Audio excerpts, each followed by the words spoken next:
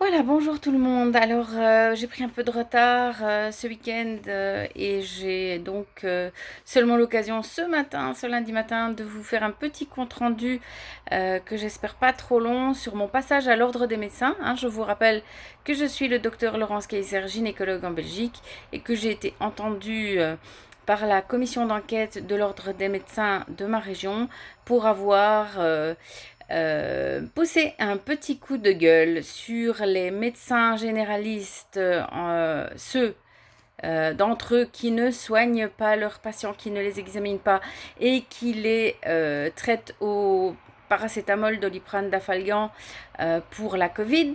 J'ai donc aussi ouvert ma grande bouche pour dire qu'il était temps de parler des effets secondaires des vaccins, que les masques étaient une hérésie et encore plus pour les enfants, et que c'était très mauvais de masquer ainsi des petits bouts, de les traumatiser, de leur apprendre à avoir peur des gens, des autres, de les empêcher de jouer ensemble.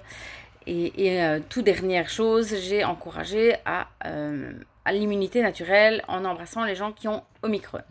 Donc cette vidéo qu'on me reproche, elle est facile à retrouver sur mon mur Facebook, et elle date du 30 janvier.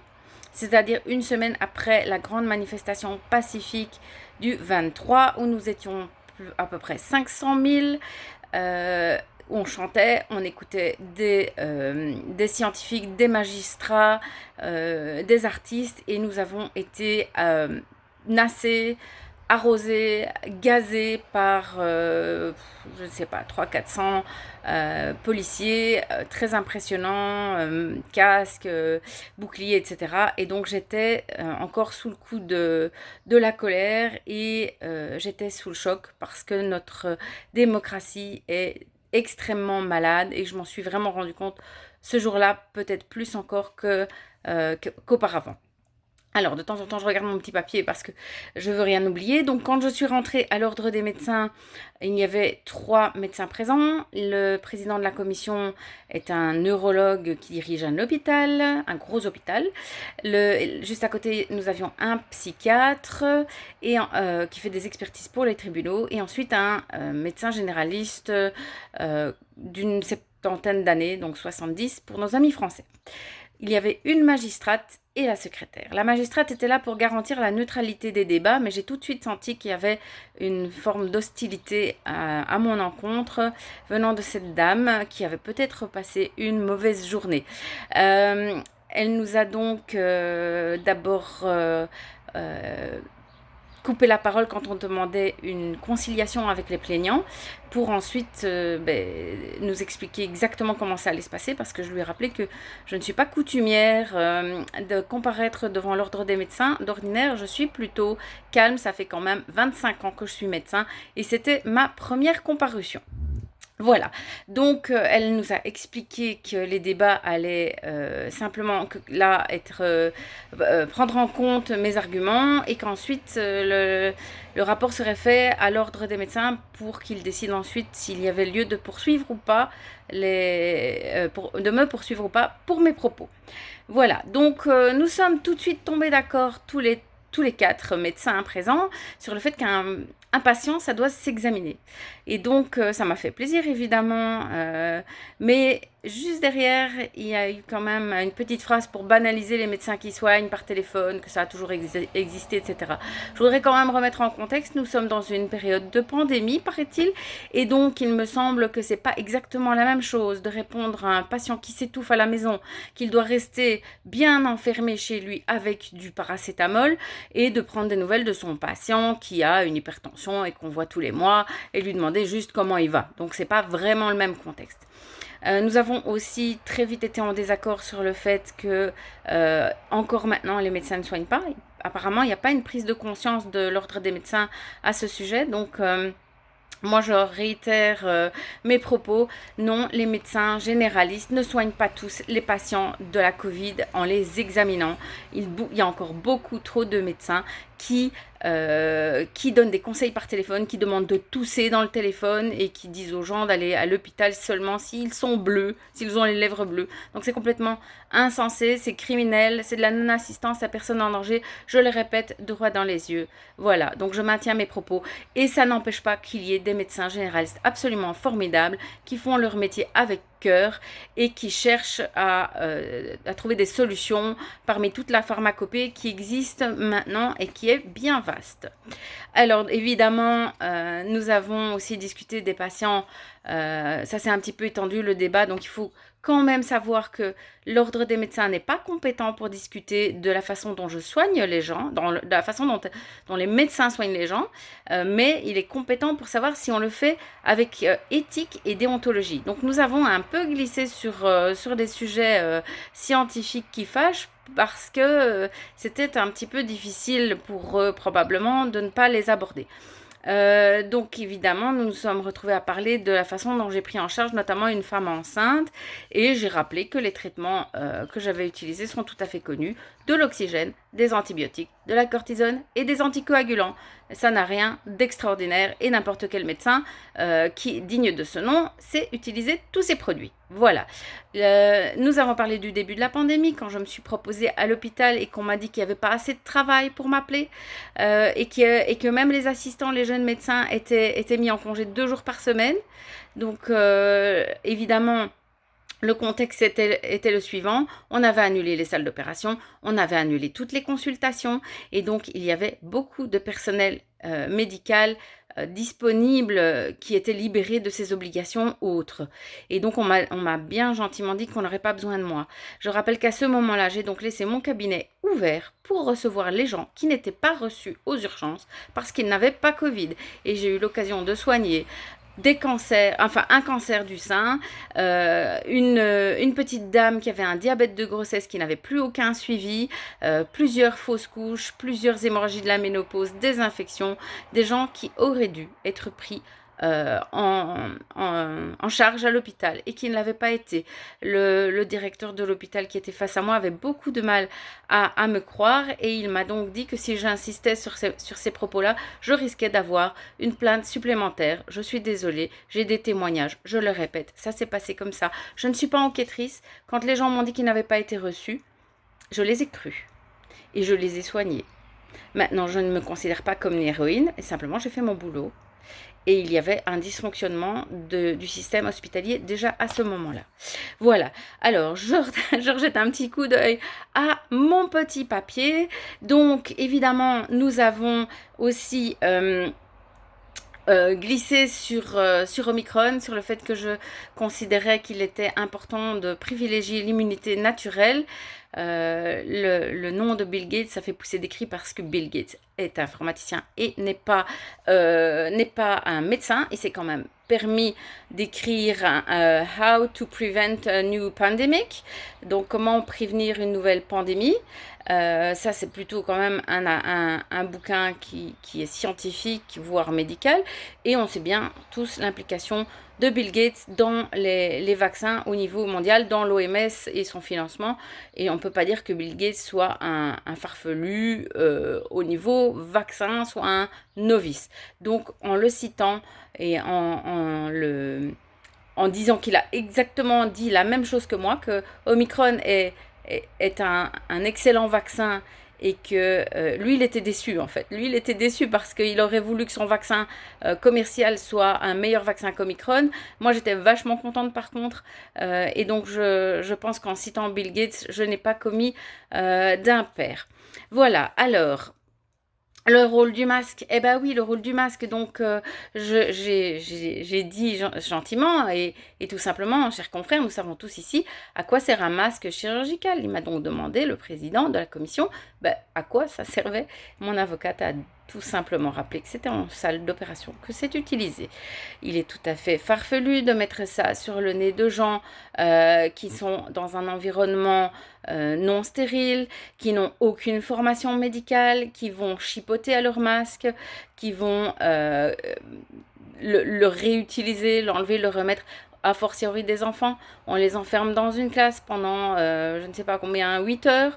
On leur demandait même de manger en classe, donc forcément il fallait enlever le masque. Ils respiraient, ils rigolaient, ils contaminaient l'air ambiant de la classe et puis on leur remettait un masque sur le nez. Ça n'a aucun sens. Le masque, je le rappelle encore une fois, c'est pour protéger l'autre, en particulier évidemment la plaie chirurgicale. C'est pour éviter que le chirurgien ne contamine la plaie avec des micro-gouttelettes. Ça n'empêche en rien d'attraper un microbe et nous sommes toujours dans un contexte de salle d'opération avec un air entrant filtré, un air sortant éliminé de façon laminaire, donc sans tourbillon, et donc c'est quelque chose qu'on ne touche absolument pas. Le masque chirurgical protège l'autre et ne doit pas être manipulé en cours de route. Mais voilà.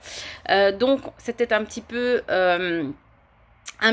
difficile cet entretien à l'ordre des médecins parce qu'il y avait il soulevait beaucoup de questions qui n'auraient probablement pas dû être abordées puisqu'on est là pour parler de la déontologie et j'ai évidemment dit avec sincérité que j'étais très agréablement surprise, charmée, fière du généraliste qui était là, qui avait lui continué à soigner à son âge 2 maisons de repos avec, je crois, 130 résidents. C'est formidable, mais il y a quand même un souci. Il faut revenir à la réalité du terrain et se rendre compte que tout le monde n'a pas fait ça.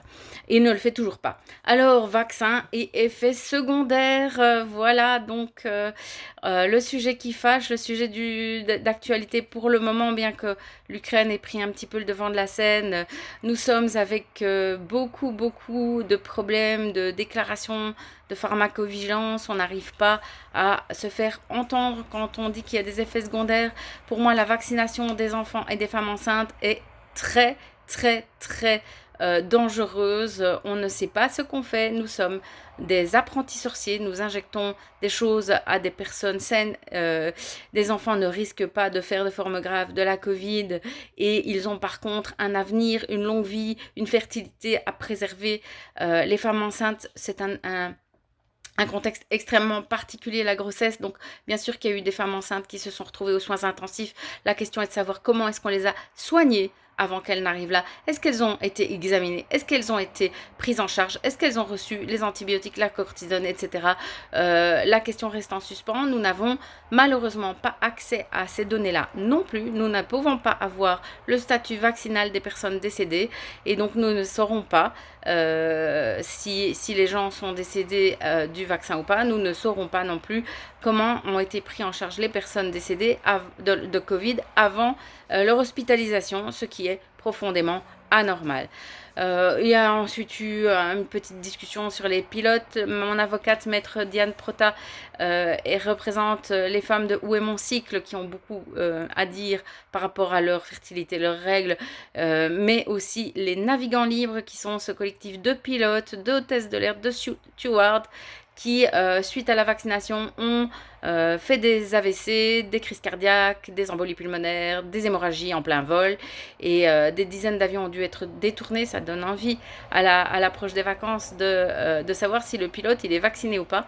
Donc nous avons un petit peu parlé de l'expérience du président de la commission concernant ses soins aux pilotes. C'est pas d'actualité, il n'est pas au courant maintenant de l'état des pilotes américains, mais par contre, Maître Prota, elle est bien au courant puisqu'elle représente également 600 pilotes de l'armée américaine, donc des pilotes de chasse qui doivent être en très bonne santé et qui sont tout à fait opposés au vaccin. Je vais bientôt terminer parce que ça fait un petit peu long. Donc, pour terminer, le président de la commission m'a dit qu'en période de crise, il m'a demandé si en période de crise, je ne trouvais pas qu'on devait, nous médecins, parler d'une seule voix et être soudés. Alors, je suis tout à fait d'accord avec lui et c'est ce que j'ai fait au début. Maintenant, je lui ai quand même demandé sa définition d'une crise et combien de temps ça devait durer. Et là, il m'a dit, une crise, ça dure quelques semaines, m'a-t-il dit. Alors, si vous comptez en semaines, depuis mars 2020, ça en fait vraiment beaucoup. Il est temps maintenant de se calmer, de se poser. Je pense que la crise la plus sévère, elle est bel et bien derrière nous, quoi qu'en disent nos autorités, et que nous avons maintenant la possibilité de réfléchir posément. Le président a eu à répondre à une question que moi je lui ai posée. Je lui ai demandé si nous étions à partir de maintenant censés vivre avec un masque sur le nez pour tout le restant de notre vie. Et il m'a dit, à ma grande surprise, que en effet il trouvait que c'était bien, qu'il n'y avait pas eu beaucoup de grippe cet hiver et il était peut-être bien de vivre 6 mois par an avec un masque sur le nez. Alors je rappelle quand même que c'est nier le vivant. Nous avons en nous tout un tas de bactéries, de champignons et de virus qui nous aident à digérer. C'est grâce à un virus en particulier que nous sommes devenus des mammifères. Ce virus-là nous a offert la protéine de fusion pour fabriquer le placenta. Donc porter un masque et rêver, fantasmer sur le zéro microbe, c'est juste nier le vivant. Nous sommes des organismes vivants en équilibre avec notre environnement. Nous devons rester en contact avec notre environnement. C'est capital. Voilà, donc pour terminer, je suis sortie de là en reproposant encore une conciliation avec les plaignants qu'ils peuvent ou non accepter. Ça, c'est vraiment important. C'est que c'est maintenant à eux de donner leur avis. Et l'ordre des médecins, lui, de son côté, peut décider de me poursuivre ou non. Voilà, on m'a demandé de rester sincère. Voilà, je me force. Hein. Vous me connaissez. Pour une fois, je suis sincère. Je voudrais, et ce sera le mot de la fin, je voudrais vous dire que le jour où on a posé ma fille sur mon ventre, le jour de sa naissance, qui était le 22 mai, c'était hier, elle a eu 22 ans hier, ma fille, eh bien ce jour-là, j'ai ressenti une force d'une puissance inouïe. C'est un amour qui me brûlait tellement que ça m'aurait permis de démonter les murs. Et je pense que cette force-là, nous la connaissons tous. Il faut aller chercher cet amour qu'on a, cet amour de la vie, cet amour de nous-mêmes, cet amour de nos enfants, pour nous battre encore et encore, sans jamais faiblir, contre l'obscurantisme et la manipulation malsaine qui nous entoure pour le moment. Je vous aime, en fait. Je vous aime, cet amour-là, je vous le donne et je vous souhaite une merveilleuse journée. Battez-vous, tenez bon, ça va aller.